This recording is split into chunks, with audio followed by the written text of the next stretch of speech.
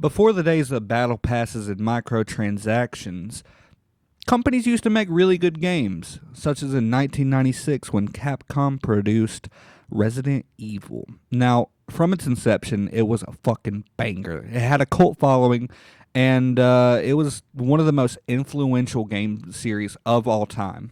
So in 2005, when Resident Evil 4 was released, people lost their shit. Everyone loved it. Nobody hated it. There was just groups of gamers sitting around in a circle jerking to this fucking game. Now, I don't have any personal experience with Resident Evil 4. My experience comes from Resident Evil 2, where I really loved Leon Kennedy. He was one of my favorite characters. You know, like every young boy, they need a fucking well dressed action hero to worship. Leon Kennedy was that for me in Resident Evil. So when he got his own game with Resident Evil 4, I was stoked, but I don't remember playing it that much aside from watching my brother play it and playing a little bit of it myself, but I never really got the experience that a lot of people love about it. So I was really excited when I went to Walmart the other day and I found it. I found Resident Evil 4 Remake for $20. All right, so I love a good deal. I'm a slut for a good bargain. My grandma taught me back in the day, hey, you find a good deal, you fucking take that shit. And that has led to me like perusing sales and, being a patient gamer and just waiting to pay dirt cheap for great games. And I think that's exactly what I did with Resident Evil 4 Remake. Now, the Resident Evil as a whole is regarded as one of the greatest horror video game series of all time. And I think this Resident Evil 4 remake is a testament to that legacy. I don't think it's one of those cash grab remakes. It is a very solid game. To put it in perspective, it's set about 6 years after the events of the original Resident Evil games. It follows Leon Kennedy, now a U.S. government agent. It seems he's traded in his cop badge for a federal cop badge, so he's like a super cop now. And now he knows how to fucking spin kick. And he's going through a rural Spanish village, and he's looking for the president's daughter. Because when you get a promotion from Raccoon City, I guess just the merit of surviving Raccoon City makes you immediately qualified to rescue the president's daughter. The story is a mix of suspense, action, and horror, and it's kind of dealing with a mysterious cult with infected villagers, and everything's just going to fucking haywire. There's this ghoul guy that's straight up like a Magic the Gathering villain. He's a planeswalker, just come to shit on everyone's bricks. And I really like it. This the way the castles are, the villages, the gothic setting, the infected community, the cultists chanting in the background. It's pretty great. So we're following as Leon Kennedy. He's seasoned, confident, matured. He feels like a well-weighted character. Aside from like the cheesy action hero type shit, the fanboy service that you gotta have. He's really cool, and I enjoy playing him. I do not know how he keeps his hair so immaculate. I guess, despite the limited inventory space, he's always got to make space for some fucking hair gel.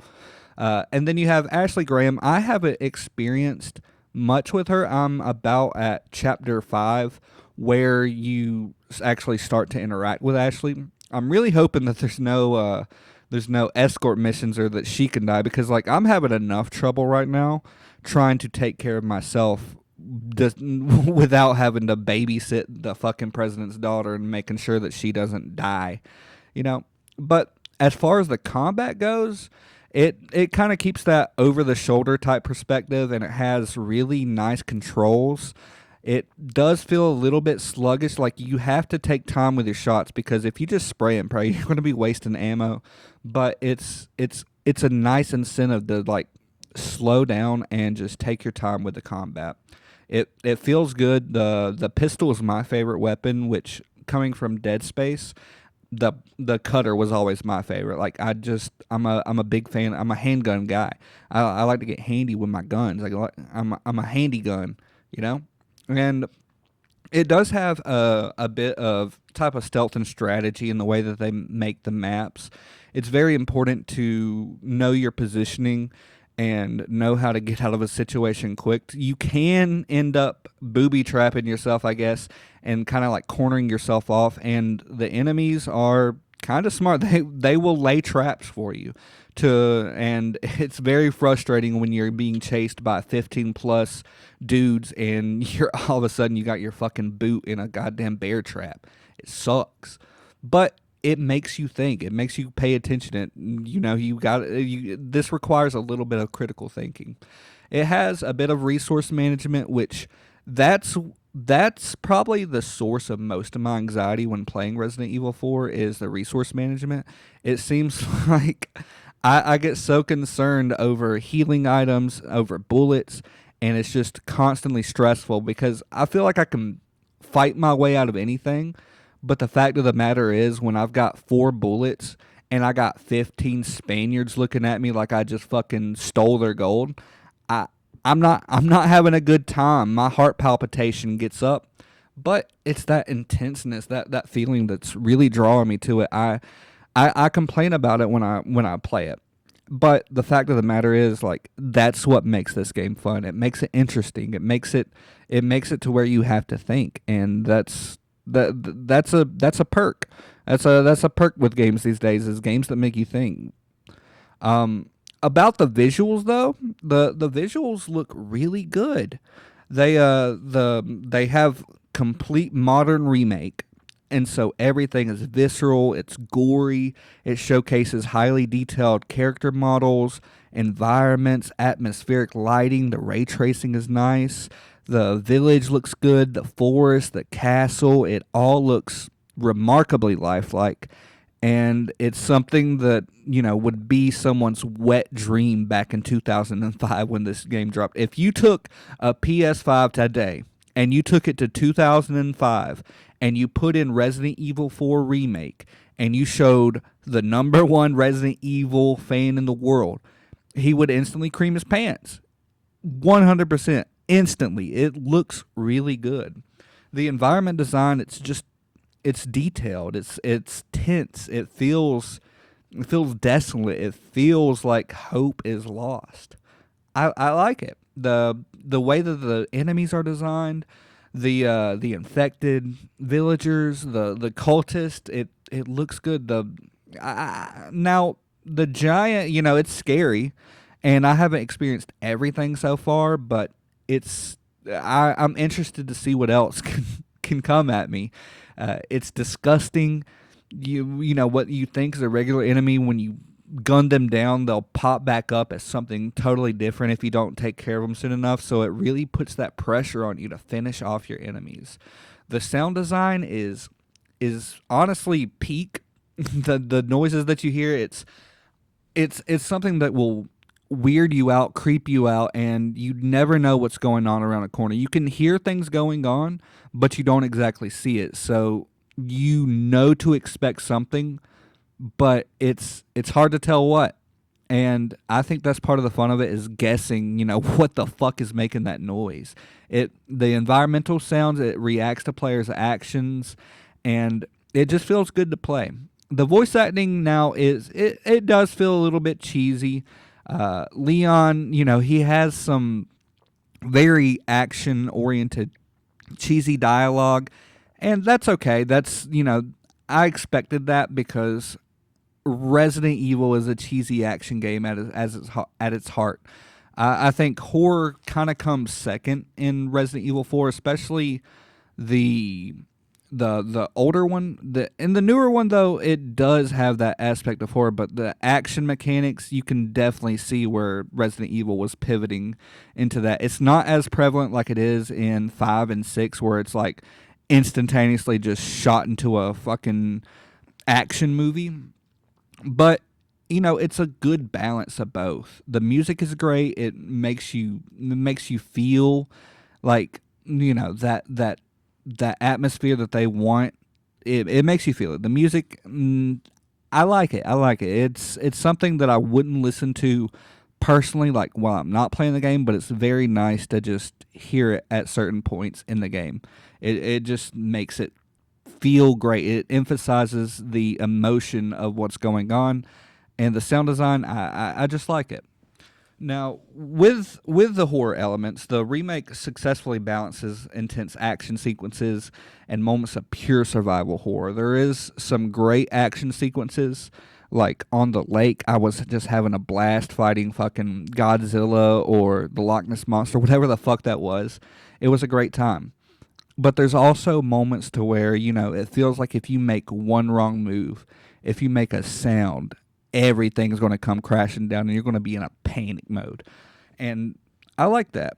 The enemy encounters, it feels very good. It feels like there's a good variety. You have your normal guys, and then you have the random guys that pop out of nowhere. So far, I think the ones that I don't like the most is the dogs. I hate fighting dogs in video games. That's just one thing about me. I do not like dogs. They stay low to the ground. They're fast, and I feel some type of way about battling puppers. But at the end of the day, I've really enjoyed the enemy variety so far. With the way that combat flows, it feels fluid and natural.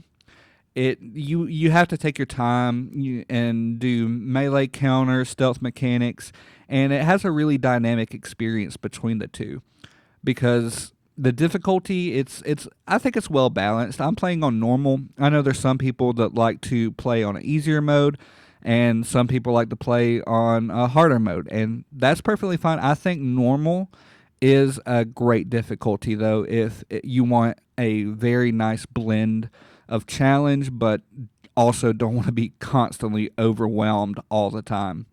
And the boss battles so far have been absolutely stunning. I like the bosses so far. I haven't completed the game yet, but I'm super excited to see what I'll find and encounter later on. The puzzles, now this is my qualms with Resident Evil. I'm not a big puzzle guy, all right? And there's some people that are puzzle guys. I'm just not one of them. And that's okay. Like, the puzzles aren't over the top. There's some that I've definitely had trouble with, and you want to find keys, ammos, hidden treasures, and whatnot. And you don't necessarily need to complete a bunch of the puzzles, but there is some puzzles that you require for story advancement, and those are oftentimes not as tough as the optional ones that just get you nifty little things. So it's really not that bad. And as far as the weapons and the inventory, that is one of the better aspects of the game, I think. It doesn't feel like your starting gun is a worthless gun. In fact, I'm 5 chapters deep, and the starting gun, the pistol, is my go-to weapon. I love it. I love the way that the ammo's cheap for it. I love the little laser thing I put on it. You can modify weapons. And the great thing about it is when you have a weapon and you've invested so much money into it, when you sell it, you get almost that exact amount of money back. I think it's like a 5% difference, but it feels like nothing is wasted. If you wanted to trade that gun in, I wouldn't have any problem doing that, because I can immediately sink all them credits back into another gun and get, whatever I need for any given situation. I guess if a level is different and that pistol just isn't working for me anymore, I can definitely trade it in and get something that will. I don't have. I know that there's a new game plus mode, but the fact of the matter is, I'm 5 chapters deep. I just wanted to talk about it because I'm just genuinely loving it.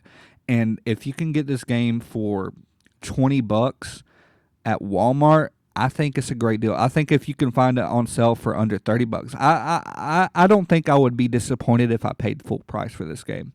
But the fact of the matter is, I straight up paid $20 for it, and it's not it's definitely not a bad deal for that. It's been a great game so far. The innovation when it comes to the original to the new one, from what I can tell and what I can remember, it's great. It kind of blends that that feel of the original, and it really brings it towards a more modern audience and really solidifies its core. And so that people like me that may have familiarity with it, they can jump into the series without having to play a game from 2006 that some might call clanky and janky compared to modern times. The the original had enemies that did not have as good of an AI as the remake does, and it just makes it feel better to play for people that's used to modern games. And I, for one, I don't shy away from retro games, but I know that there's a big core audience that just does not like to dive into the past and experience things as they were. A lot of people love the modernization of games, and I feel like it's a great way to bring a new audience to Resident Evil as a whole. And it seems like it stays true to the original's tone and feel. It doesn't change it up too much. I know with Resident Evil 3 Remake, a lot of people complained because it did change a lot of stuff in correlation to the story and the length of the game. And I don't think that that's a big problem with Resident Evil 4. I think it's one of the highlights because that Capcom just put this in the oven and Gordon Ramsay'd the shit out of it and brought out a fucking masterpiece. I mean, that's how I feel so far, 5 chapters in. I don't know if my feeling will go down or up in comparison to when I finish the game, but so far I like it. As far as the performance and technical aspects, the game has ran smoothly. I haven't had any stutters, any glitches, any game-breaking bugs. Everything just it works. Like, I don't know if this was day one just working or if they've patched it since then, but the fact of the matter is, like, I put in this disc and it was a complete game. And that's something that you don't get a lot of times with games these days. A lot of companies are like, fuck it, push it out. We'll make a couple sales and then we'll fix it. If it's cool enough, if people like my game enough, maybe then I'll take the time out of my day to fix it. I don't see this with this game. And 5 chapters in, I'm loving it. And I just think it's a very great starting point for people that want to get into Resident Evil. The remakes in general, and 7 and 8, I feel like this is a great time to be a Resident Evil fan. And it's definitely wanting me to, break down that barrier and get more into Resident Evil, as my experience mostly lies with Resident Evil 5, 2, and 7 and 8. And at this point, I really just want to complete the series. It feels good, and you know what? You can probably consider Ultimate Weenie a Resident Evil fan now. I do have a second channel where I'm uploading my VODs, so if you want to see me playing Resident Evil 4 Remake, you can tune over there. It's at Weenie Uncut. That's my second channel where I do VODs and everything, and if you want to drop a follow on the channel, I would appreciate it. You don't have to, but let me know what your favorite aspects of Resident Evil is in the comments, and I hope all of you have a great day. Thank you for watching my video, and I'll see you next time. Ultimate Weenie is out.